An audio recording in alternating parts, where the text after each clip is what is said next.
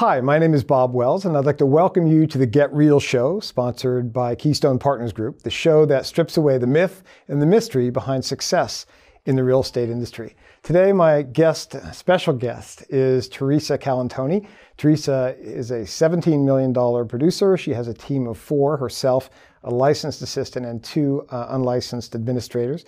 Theresa, I'm so happy to have you on the show today. Hey, Bob. Thanks for having me. It's very, very much my pleasure. So tell me a little bit about your history in real estate. You've been in real estate for quite a while.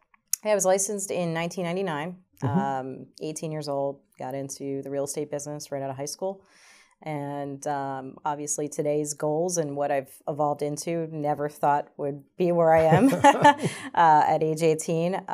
So I went and worked with a national franchise traditional brokerage, and got my broker's license pretty young. It was right before my 22nd birthday. So I didn't do anything with it for a long time. I just got the license. Well, it takes 3 years minimum to have that anyway, right? Exactly. So you did in 4. Yep. Okay, yep. great. So I was 21 actually when I got it. So I did it in like a 3-year period. And just kept the license. Went and worked in doing new construction. Did that exclusively for a few years through the height of the market. And when the market turned and new construction wasn't moving as much as it or actually the market was not moving as it doing anything at all. Yeah, I wasn't doing anything at all. Yeah. I branched out, partnered with a commercial broker. We opened an independent office. What year was that? 2008. Okay. Yeah, 2008 we did that. And what was the name of that company, Theresa? Capstone Real Estate Group. Okay. Yeah. So we branched out. We opened up an independent office, and I just sort of learned how to run a business and look at a P&L and do things I hadn't previously done. And, Sure. We had hired a couple of agents in the office, so it was a challenge to figure out how to put systems together, how to train people, how to still sell houses because we had to make a living. Yeah. And run an office. And an opportunity came up in 2010 to meet with a national franchise, to meet with Keller Williams. And so I took that meeting and then eventually evolved and we partnered with them. And Capstone no longer is real estate sales. It's I signed the LLC over to my partner, and he uses it as an LLC to run his business through now. But so we're completely merged with Keller Williams, and here I am. Yeah. So 18 years old.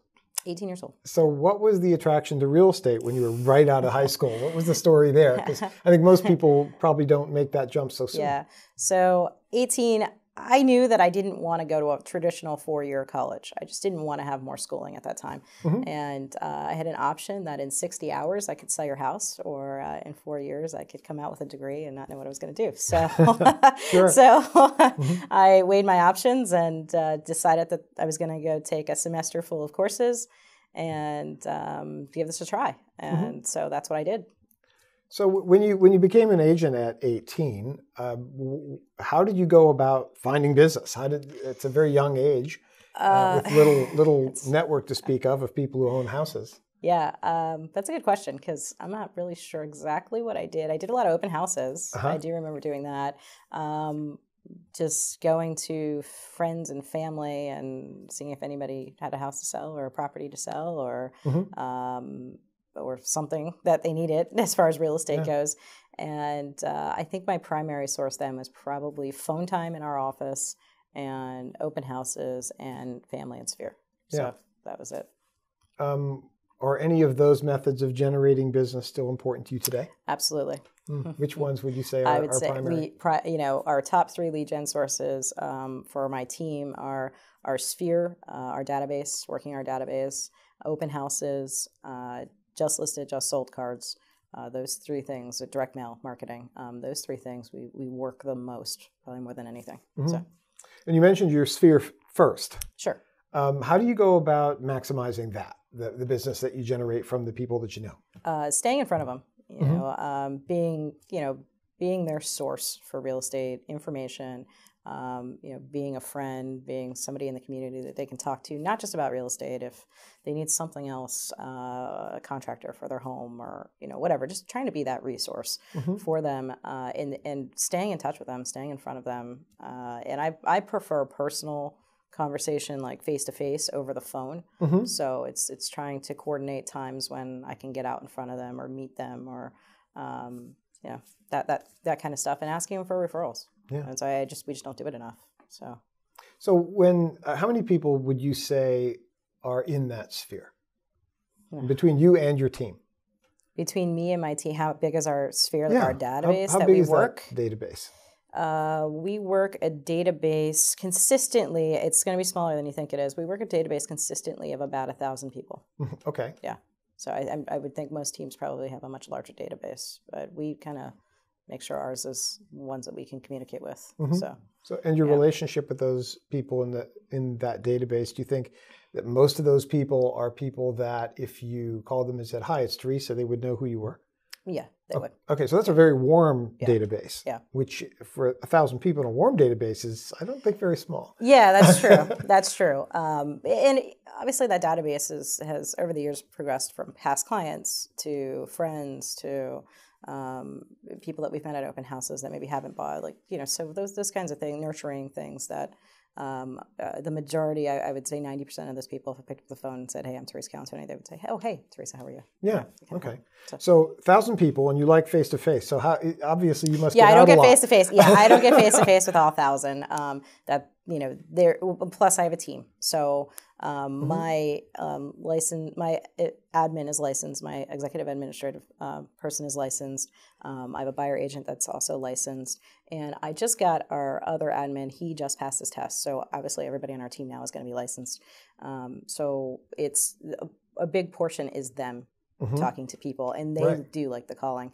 There's probably about 300 to 400 that I stay in contact with that I try to get in front of as much as possible. So what's your strategy for doing that? I mean, to get in front of that many people, it's obviously a challenge. I'm sure you're not doing it one-on-one. Is there a leverage strategy behind that?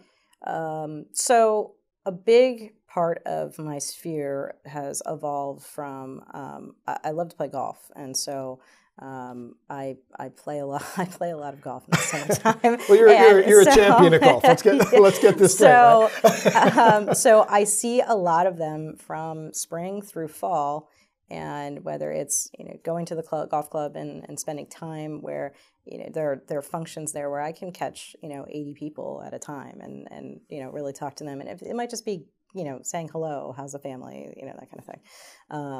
But it really, in those months, I can really get to see a lot of people. And then in the wintertime, it's holidays, making a point to say hello, wish them a Merry Christmas.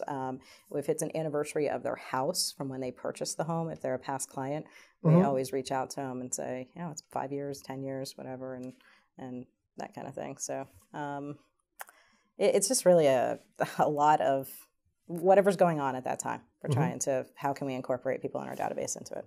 So just making it top of mind. So every opportunity you get to be in front of large groups of people that know you, like you, and trust you, you take that. Absolutely. Yeah. Networking as much as possible. Yeah. And I think that's a really powerful thing to share with our audience, is that, sometimes I think we tend to go outside that circle. For whatever reason, maybe limiting beliefs or fear of talking to people we know. Sure. And we do that to the detriment of our business because there's so much potential there. Wouldn't you agree? Absolutely. Absolutely. And really, those are the people that you associate with. So you attract people that are just like you. Yeah. And those are the type of people that are more likely to do business with you. So you were, after you became an agent, you were with a franchise, and then you made the switch to your own real estate brokerage. No, well, I was with the franchise, and then I went and worked in a sort of a family business of new construction. And I did that solely, just sold new homes for from 2002 to 2008, basically. So, right. Yeah. So that was the transition, and then when the market tanked, then it was opening a brokerage. Okay, interesting. Why did you decide to open a brokerage when the market tanked? Because what I was doing wasn't working. but this was all I knew. So I had to get out, and I figured, all right, let me partner with somebody else who does something completely different than I do. I partnered with a commercial broker, so our businesses did not overlap at all. So you did residential, and I they did did residential, commercial. he does commercial. Okay. So it was a built-in referral source, because all those commercial people need a place to live.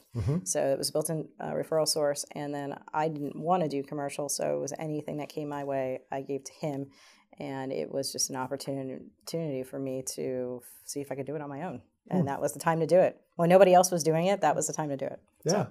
So, yeah, interesting. Kind of against the grain there. Absolutely. But it worked out for the best, because we really never struggled. I mean, we got together, we, started doing business together and worked, just built it up the best that we could, the best we knew how, and always did enough business to make it work. So, what were the big changes for you when you went into your own business with your own shingle on the front? Liability, for one. Now I was responsible for everything that went on. Everything sort of fell on my shoulders, as far as you were the broker. I was I'm broker of record. I am the owner. I am the agent. I am everything. I am the person who fixes the computer. It's a lot of hats. I order the paper. I order so all of that stuff. So it was a lot of hats, and I'd say a big challenge was understanding how to have a profit and loss statement. That was a big one for me, because I didn't go to school for business training, so it was pretty much self-taught. And I remember going in and saying, okay, all right, so let me hire somebody who does bookkeeping and have them come into our office and, all right, get this together. And then they can tell me what I need to do every month to make this work, right? Yeah. So it started there, that simple. And I actually went into a group coaching program for real estate, to own a real estate business. So there at the time was this group coaching program. I don't even remember the name of it. But anyway, so I signed up with them, and it was like $99 a month. And I was like, okay, I need something. I need some sort of guidance. I need to know what other people are doing out there. This is what you do with those financials, et cetera, et cetera. Right. It's sort of reading a book and trying to figure it out on my own. And that was really helpful, because it was also real estate lead generation training that they did, because these guys were doing stuff at a very high level, and they had teams and they had their own business. And so I kind of got to see all of their scripts and how they were communicating with people, and how to build a database, because I had never really built a database before. All these years, I had just kind of went out there and did a lot of open houses and found people that said, yeah, I want to buy a house, and here we are. So starting to build a database, how to run a company, who's my next hire? Why do I want to hire people? What am I going to do with them once they show up? That kind of stuff. So got into coaching to do that. So that was your first coaching experience? That was my first coaching experience. In real estate? In real estate. Were you ever coached in something else before that, in golf or something outside real estate? Well, yeah, of course. I always took lessons and did that kind of stuff to become a better golfer. So I wouldn't upset everybody that I was playing golf with. Yeah. I mean, do you think that you would be the golfer you are today without having lessons in a coach? No way. No way. You think that translates to real estate? Oh, absolutely. Translates to everything in life, right? Sure. We wouldn't grow to the extent that we grow if we don't get out there and put ourselves out there and learn about things that we didn't even know existed. So what kind of challenges did you have when you had your own business, your own company? That's a good question. I guess the challenge of working with a partner. Now I had somebody else that we had to collectively make decisions together. I wasn't the sole decision maker. So that was a little bit of a change for me. Hiring people, that was a big challenge. I've found that over the years of my life that managing personalities and managing people is one of the most difficult things I've ever had to do or learn about. So because it's not about me, it's about them. And it's about how do we help them get what they want. And it took me a long time to realize that. So if it's so difficult, why do you do it? Because it's a challenge. And it's fulfilling. It's fulfilling. It's fulfilling to see other people achieve their goals. because you helped them get there, or because you gave them an opportunity, or you gave them an idea that set them off to go do something that they wanted to do with their life. So that's very fulfilling, no doubt, for me anyway. So hiring people, systems. I'm not naturally a system person. I'm more of a, all right, let's just go out and take care of this, and I'll figure it out. Let's go make stuff happen. Yeah, let's go make stuff happen. I'll figure out when it comes in. I'll figure out how to do it. Yeah. So systems, that was a real challenge for me. I really needed help with that. Bringing people in to be like, okay, how do I do this? What do I have to do with this? And then taxes too, because it was different. Owning a corporation is different than being a self-employed person. So that transition, thinking like a business owner, that was tough. And just thinking from being smart and strategic about things that you should be doing and how you should be purchasing things and how you should be budgeting and just that sort of experience was a challenge as well. I would imagine that situation specifically would almost force you to evolve thinking from production to profit. Yeah, it went from worrying about a sale to worrying about being a business owner, not just worrying about where the next sale was coming from. It was, you're right, it was like profitability. It was like, okay, at the end of the day, we have to make money from this, but we have to pay everybody. We got to pay our rent. We got to pay the phones. We got to keep the lights on. We got to do all this stuff. So, is there enough money left over at the end of the day to make sense? Yeah. So that was, And you were successful in that business. Yeah, it was fine. Yeah, we did fine. Yeah. So, and at some point, you crossed paths with Keystone Partners Group. I did. I crossed paths with Keystone Partners Group, 2010, and initially it was and I think this is probably across the board. I'm like, I'm fine. I don't really need help. I don't really need anything. I'm happy where I am. Listen, I'll listen and I'll talk to you, but whatever. Yeah. So that's where it started. And who did you talk with? Do you remember? Initially, I talked to Sean Morrow. Okay. He was introduced to me by somebody at my golf club. I remember specifically it was 4th of July, and we were having this big party, and I'm have guests, and I'm carrying like all these drinks from the bar, and this guy comes up to me, and I'm like, trying to get around. And he said, hey, Theresa, will you take a meeting from Sean? And I'm holding all this stuff. I'm like, sure, whatever, just call me. And so I initially met with Sean, and he gave me the MREA book. And Millionaire Real Estate Agent. Yeah, Millionaire Real Estate Agent book. And we chatted for a while, and I thought, okay, well, I kind of like what they have to say. This is nice. I'll read this book. And he just stayed in touch with me, stayed in touch, and sent me to Mega Camp in Austin, Texas. And that really was what put me over the edge with partnering with Keystone Partners Group. So, what happened there that got your attention? So partnering with one of the things that I learned at a young age, and just being in business and watching a lot of other businesses do well and then fail, which I didn't want to have happen. And I realized a lot of it was when times were good and everybody was making money, everything was great. These partnerships thrived because everybody was making money. Yeah. But when things went bad and the road got rough, a lot of the partnerships failed because they didn't have the right synergy, culture, trust for each other, and respect for each other. They needed to get through those times. Right. And so one of the things that in my mind, I thought, I'm never going to get into a business partnership with somebody that I don't trust, or that, and the asset test for me, and I told Sean this, and we still laugh and talk about this to this day. One of the asset tests for me was I had to see what he was like outside of the business. What do you like with your family? How do you treat your friends? Like, what do you do in your spare time? Yeah. What are you like in the community? That was important to me because I knew that if we were a match as like core value match, right, then it would work because we could sit down and talk through anything. Sure.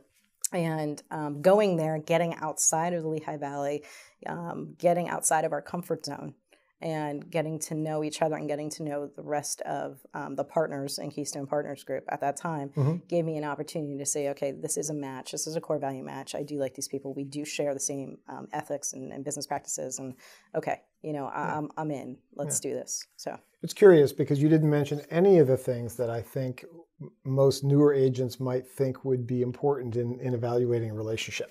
How so? Like money? What's the split? Wasn't a concern. Where do I get my leads?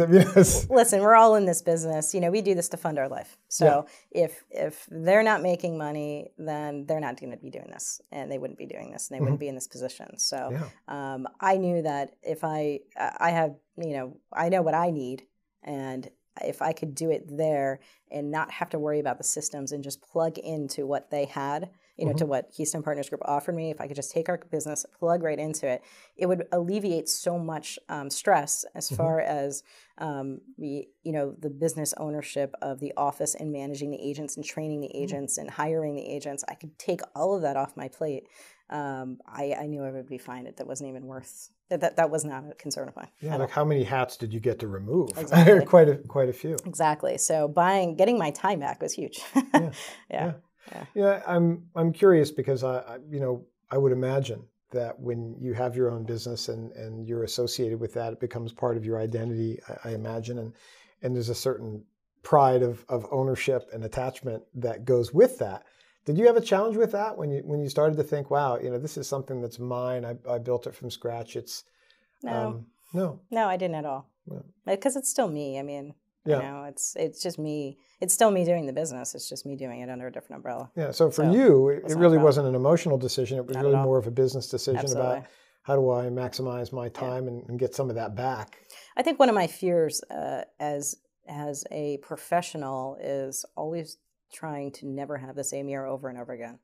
How am I going to grow so that next year I'm not repeating myself and sort of stuck on the hamster wheel? Because for me, I would be bored very easily. So it was an opportunity for me to grow. It was a challenge for me to grow into a new role in a new partnership. And I welcomed it. The Capstone name was, we created it, but this was an opportunity for me to grow. It was really a stepping stone for me to move on to something bigger and better. So. And how have you done that? Share maybe with our audience some of the strategies that you've used to grow personally as well as professionally, because that's a big part of who you are. So coaching, we'll go back to coaching, right? Yeah. Everything comes down to somebody who's doing it at a much higher level than you, who can hold you accountable, right? So accountability, coaching, surrounding myself with people who are doing things at a higher level than I ever imagined doing them. You mean agents? Or agents, business owners, you name it, just in general. So that opportunity, and when I opened myself up to being partnered with somebody like Keystone Partners Group, there's so many more people, so many more personalities, so many different people you can learn from. And even if you learned what not to do, it was still you're still learning, right? So so that was a great opportunity for me. And I'm a very growth focused person. So education is big. Even though I got into this when I was 18, I'm still the kind of person that I may not want to traditionally sit into a classroom, but I'm always trying to figure out, okay, how am I going to get to the next level? How am I going to break through the ceiling? How am I going to grow, whether it's as a person or as a business person or as a leader? And I think that's the new focus. That's the new challenge, is growing as a leader and making sure my leadership lid is high enough, or the bar is high enough, so that the people who work with me can achieve their goals. And there's a vision for them to be able to grow and create their own, I don't want to say empire, but create their own business in their mind of however they want it to look. So that's a big one. That's one thing that. And those strategies, so getting back to what strategies do we use, you name it. So, we go to Tony Robbins, we listen to John Maxwell. I do have a MAPS coach now. Mega Agent Productivity Systems. Yes. Yeah. So, and I've always been in coaching. So ever since I've been with Keystone Partners Group, I've always been in coaching, a one-on-one coach.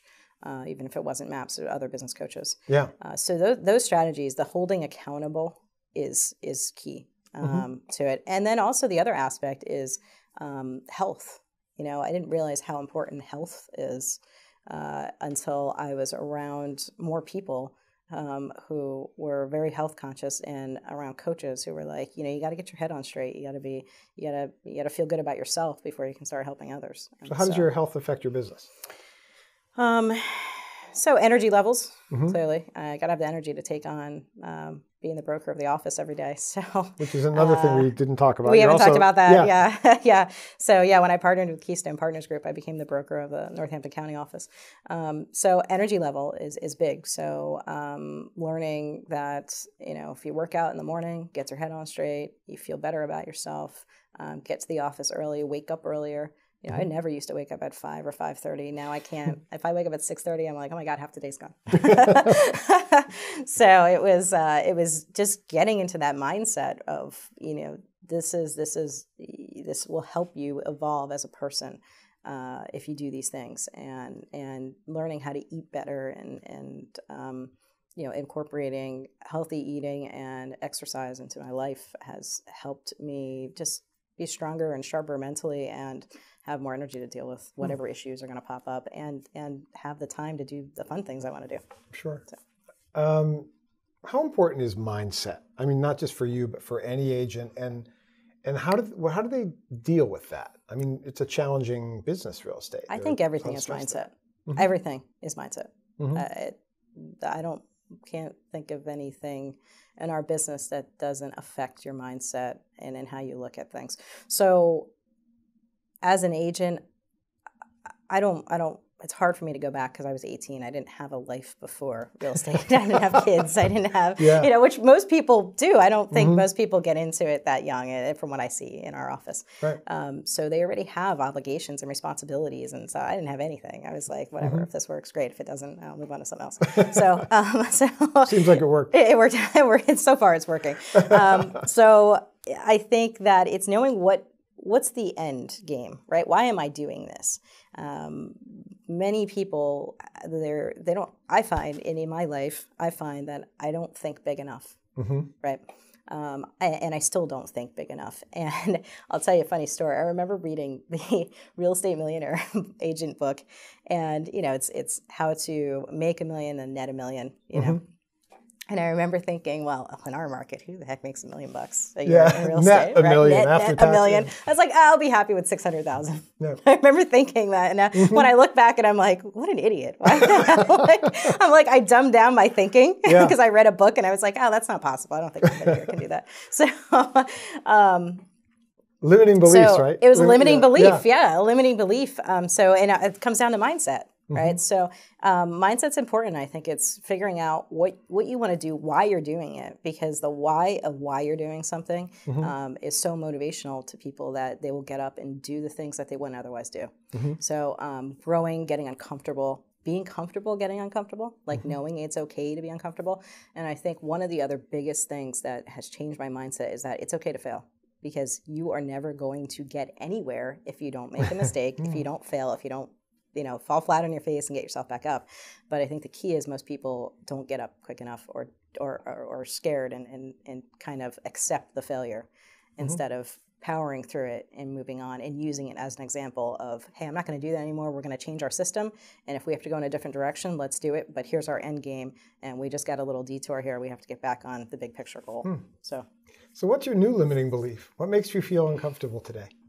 Today? Yeah. Wow, I don't really feel uncomfortable in here. So what would make you feel uncomfortable with respect to a goal in real estate or something that you'd achieve? So the newest thing that I have that's scaring me a little bit is expanding into other markets. So I took an expansion course, and that was teaching me to put recruit other agents to work under my team, so to speak, but in surrounding markets. Other markets, right. In other markets, and using our office as the hub. And it's a little bit of a scary proposition because I want to make sure I can offer enough value to somebody.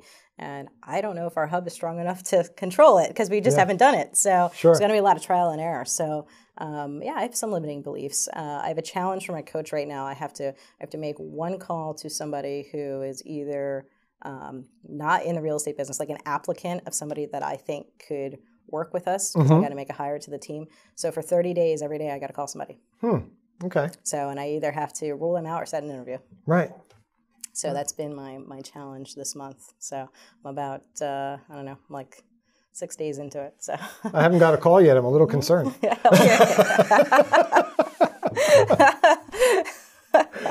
So a few minutes ago, we talked about the fact that you were actually the broker of record for your current office in Northampton County. That's correct. All right. And you've done that role before, obviously, and now you're doing it again. Yep. And from what I understand, you like to solve problems. Tell me about how that comes into play as a broker of record and as a leader of a mega team. Okay.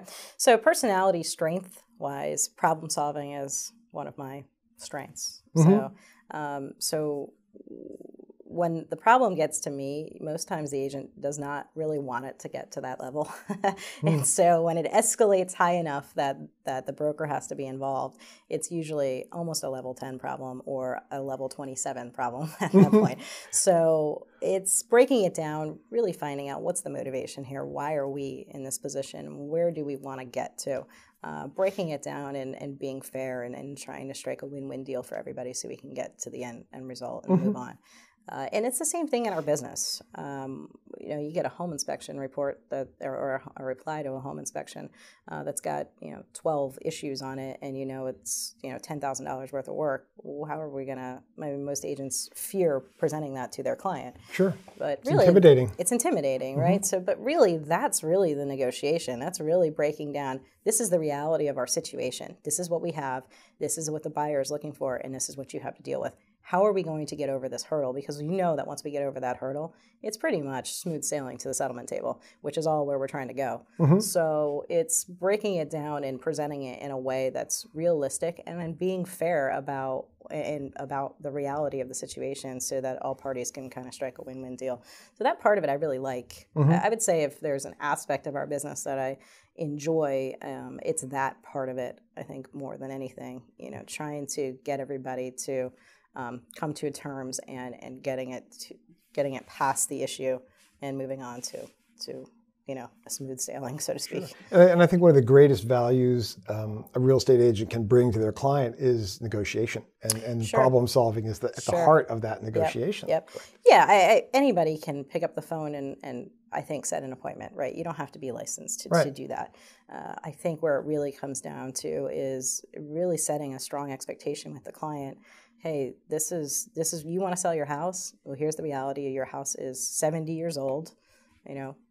At 70, most people have something wrong with them. Your house may have something wrong with it. And let's be real about it. And here's where we're going to go with it and try to work through it. It applies as a broker of record or as a mega agent. You're solving the same problem. Yeah, we're solving the same. It's just from different perspective. Yeah. So you may be solving agent to agent issue, personality conflicts or whatever. No different than trying to be a professional in a transaction and do the best you can for your client and the other agent involved. We forget about that. It takes usually in most cases you got two agents working together, so it's being fair to them and making sure that we're doing the best job we can for them and their client as well. Yeah, in a cooperative way. Yeah, That's the term, and I think people. I would say if I see anything, agents neglect to set that expectation with their client and with the other agent that they're working with too. So that's important. So when you're problem solving with your clients, I imagine. It also sets the tone for problem solving inside your team as well, because the more people on your team, I imagine, the more problems that you would have. Could arise. Yeah. So tell me, say the new agent who is looking to surround themselves with licensed or unlicensed talent, what kind of problems might they expect to face as they build their team, and maybe give them some ideas about how you've solved some of those. Yeah. So if you're a new agent and you're looking to build a team, right? So if you're a new agent, your plan is to build a team. First hire is leveraging the things, finding somebody whose strength is your weakness, right? That's the first thing that you would want to. So you're not looking for somebody like you. No, that's not going to work out too well. Okay. If there were two of me in the office, I think everybody would leave. So, that's not going to. It's definitely not in my business. That wouldn't work out. So it's finding somebody who whose strength is your weakness. So for instance, my administrator, but has the same core values. So let's not forget about that. Sure. Okay. Somebody who has the same core values, and as a person and as a business person and just as anyone in general, you should define what your core values are. I think that's important, right? What's important to you? If not, you're going to go to work and people can't read your mind. So you have to define what's important to you. And that took me a long time to realize that, because the last personality test I took, my social ability was like 0.5% on a scale of 1 to 10. So I was very shocked that when I saw that, but I was like, oh, it kind of makes sense, because I'm not open, I'm not openly out there just kind of talking about my feelings all day. So I had to realize that I had to step up and define what was important to me in a business aspect, in my personal life. These are the things that I will not compromise. And then it's finding other people who share in those same things naturally. And then finding the opposite, which sounds kind of convoluted, but finding the opposite skill set. Well, it makes sense. I mean, it does. Yeah. I mean, you're good at what you do, and there's some things that obviously you don't do well, and find somebody that does what they do well and put them in that place, right? Yeah, exactly. So my admin is, her strengths are by far my weaknesses. And thank God for that, because I don't know what I would do if we had the same strength. It just wouldn't work out. We'd have to hire somebody else to pick up the slack. So. Yeah. Were you ever a control freak? I can be. Yeah. I'm not a micromanager, though. That's one thing. Did you have a hard time letting go when you first hired maybe an assistant, or was that easy for you? It was easy for me because it was all the stuff I didn't want to do. Okay. I was like so happy that somebody was like, oh yeah, I will do this. Oh yeah, I'll write that thank you note. Yeah, I'll pick up the phone when it rings. I'm like, really? That's great. That's wonderful. There you go. Here's my cell phone. I'm just thinking about your explanation of matching core values and problem solving and how they relate. It almost sounds to me as though you're saying that when you match core values, you have less problems. Is that fair to say? I think so. I think so. Because you understand where everybody's coming from, right? I understand, if we're a core value match and you make a mistake, right? I understand you're not doing it for the wrong reasons. You're doing it because you made a mistake, and you're going to learn from it, and we're going to move on, and we're going to put a system in place or something in place so that mistake doesn't happen again. Right. And we're going to work together, and we're going to do it, and we understand each other. Right? Yeah. And also you have to trust that if you have the same core values, if I'm not there when somebody's speaking on my behalf, they're taking the same care of our client and speaking in the same tone and demeanor as I would. They have the same level of care for the client as I do. So that's important too, because you got to be there to cover each other. Yeah. Tell me more about your thoughts on customer experience. So customer experience is the number one thing, right? Customer experience, and as a broker, our agent experience, them feeling comfortable, trust me enough to come to me and say, I'm having a problem. It's no different with a customer. They're trusting you with one of the largest investments most people will make is their home. Yeah. So trusting you that you're doing the right thing for them, that you're treating it like it's your own home and like it's your own transaction. And just high level of communication. That's really the biggest thing. If you're talking to them every week, and if I may not be the person talking to the client every week, but somebody from my team is talking to them every week. Right. So as long as we're in communication with them every week and we can understand that if something's breaking down, we can get there and fix it, that's huge for people. And I think it's a challenge as a single agent when you want to do a ton of business, you can't be everywhere at once. It's just not possible. So as a team, we have a little bit more flexibility there where if I'm not calling them or somebody else can be calling them, and usually they just want to know that they're being taken care of. And setting expectations. That's a big one. That's really a big one. With your clients up front. With your clients up front, letting them know how the transaction is going to go, what the process is, who they're going to talk to throughout the transaction, how many times they can expect to be communicated with. And, once it goes in, and they forget because there's a lot of information. We do it every day, but they don't. So, so it's reiterating it and making sure that they're on board with every step of what's going on. Throughout the transaction. For you, it's the same process you're delivering every time. Yeah. Even though there's different people delivering it. Absolutely. Yeah, absolutely. So that's probably a challenge for a lot of people, is realizing like, oh my God, can somebody take my place here? Can somebody else do this in place of me? And quite honestly, the people that do what they do, like I still do the negotiating, I still go on the listing appointment, I still meet the people face to face and get the contract signed. Yeah. But the communication level, my admin's way better on the phone than I am. Her phone skills are much better than mine. they love talking to her. It's just so much better. It's a better service that I provide because I have somebody who loves to do it, who does it well. It's just better for everybody. Yeah. So, yeah. How would you say that a great administrator communicates maybe differently than a top producing agent on the phone? What makes them so effective at what they do? Do you ever consider that? That's her job, right? So my time, I mean, not every minute of my day, but my day focus is not necessarily wondering if the lockbox is working, right? My focus is, where's our next appointment? Where's our next listing coming from? What's driving our bottom line, right? So that's my focus every day. So she can take the time. That's her job to say, how are the kids today? And she knows, like, if the kids had off from school, or if one was sick, or if the dog got sick, like, she knows all this stuff. Right. And so she keeps track of it, and she can talk to them about that and make them feel comfortable about it, where I have no idea. And so when I'm on the phone with them, we're strictly talking about business usually. Of course, do I care? Of course. But it's just sometimes we just don't have time to talk about those things. Where when there's two of us, she can make the time to talk about those things and does. And she's more of a detailed person, so she can write all that stuff down. She puts it in our database, and then we can learn about it. And so then at closing, I'm prepped for all the stuff that went on. So it works out well. So what keeps you with Keystone Partners Group? You've been with us for a while now. Yeah. What's the big attraction? Why do you stay? What keeps you in relationship with us? The opportunity.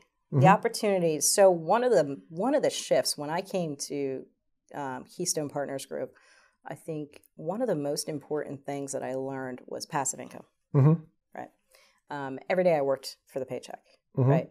And then as I get a little bit older, not that old, but as I get a little bit older, as I realize, you hit your 20s? Right. As I get a little bit older, I realize that I would like, to make money while I'm sleeping, right, so to speak. Right. So I'd like the money to come in so I don't have the hit the grind every day and the stress of how many listings do we have? How many under contracts do we have? Am I going to, pay the mortgage this month? That kind of thing. So working on passive income so that it covers my expenses has been a new focus for me since I've been with KPG. And having more opportunity to do that has really helped me stay. Not that I had any other thought about going anywhere else, but the thought that there's more opportunity for me to build those streams of income is big for me. So what streams of income have you capitalized on that have been kind of created by KPG for agents as well as owners? So KPG offers, I have offer of ownership shares in the Northampton County office. So you are an owner in the Northampton County office. Okay. Yeah. Clinton. Yeah. Oh, awesome. And so KPG also offers shares to all of the agents for title. So, that's a big one. Profit share. Profit share is great. I mean, and it takes a long time to build this stuff up, right? It doesn't happen overnight. And now I've been with KPG 5 years, and my profit share checks are finally getting bigger. I had my biggest profit share check last month. So like so many things, gradually then suddenly. Then suddenly, right? Yeah. Like, oh wow! I'm like, wow. So that and what else do we have? Well, we have a meeting today about insurance. Oh, yeah. So, meeting today about insurance. Safeguard Home and Auto, which is yes. a brand new opportunity that was created so that agents could capitalize on the needs of their clients. Absolutely. And then we get to share in that is a big deal. Yeah. So sure, it's a win-win. It's a win-win. So I think I'm up to about 6 different streams of income that I have coming in.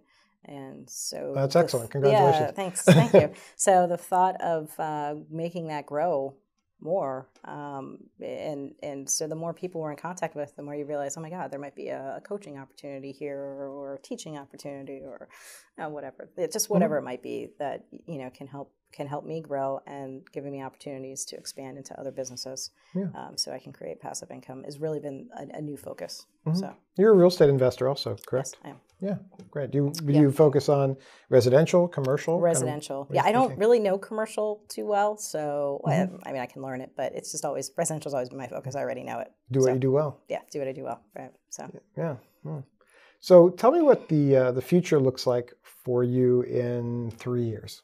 Where would you like to be in 3 years in your business and personal world? Okay, so 3 years from now, have expansion partners in surrounding offices. So one of the things I learned was that if I'm going to expand, I can handle in our group managing maybe one expansion partner, maybe two. But if I get beyond that, I have to hire help. And then once you hire help, all your profitability goes away. So then you got to expand to 3, 4, 5, 6. Sure. So that's got down to economy of scale, and you get to a certain level of profitability to expand. You go down in profitability, go back up again, right? So getting the expansion system in place, really, of how to grow it. Yeah. That in a 3-year period, I absolutely see. And in a 3-year period, I expect to be stepping out of the everyday role with the client. So having my team just completely work with our clients, and I don't have to step in and manage the business. So work on the business, not in the business directly every day, reacting to other people's schedules, ultimately. Is a 3-year goal that I see for us. On a personal level, it's tough. I think that I'm at a position where, I'm thinking about, I'm not married, so, came out of a relationship last year, and now I'm at a point where I know myself so much better. And I think, getting settled down in my personal life in a 3-year period will be also the focus on a personal level. So. Okay. You're flashing your cell phone up here for the guys in the audience. Okay, yeah, you're from my So what would be your role in 3 years? If you're not dated with clients, what are you working on? My focus would be creating more opportunity for the people who do work with me. So how am I going to create more opportunity to expand? And when I mean work on the business, I truly mean giving, for instance, we'll use this as an example, giving the lead buyer specialist an opportunity to have showing assistance, where she doesn't have to be spending all of her weekends showing properties, right? Leveraging that out to somebody else. Giving somebody in a management or leadership role within my team an opportunity to focus on expanding, doing the research. What markets are we going to go to? Where are we going to go to next? So just growing our business, focus on working on the business, and also other opportunities, more passive income opportunities. Getting out there and meeting new people in different markets opens yourself up to so many other possibilities.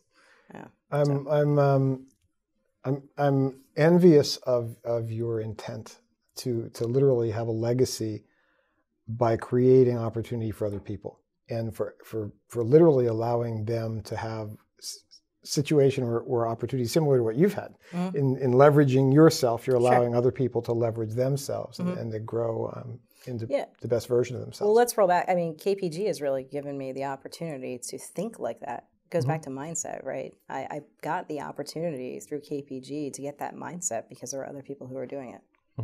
So would I have gotten to this point at maybe eventually I may have gotten there, but there was already a manual in place, so to speak, of wow, somebody's already doing this. Okay, follow the model. Let me go talk. Yeah, follow the model. Like, don't recreate it, just go do it, right? So somebody's already doing it. What are they doing? How do I do it? What do I have to do next? And having the encouragement from KPG to say, you know what, Theresa, you are maxed out. You need to hire an admin. Okay. And then it was getting over that mindset of, oh my God, I have this expense of an admin.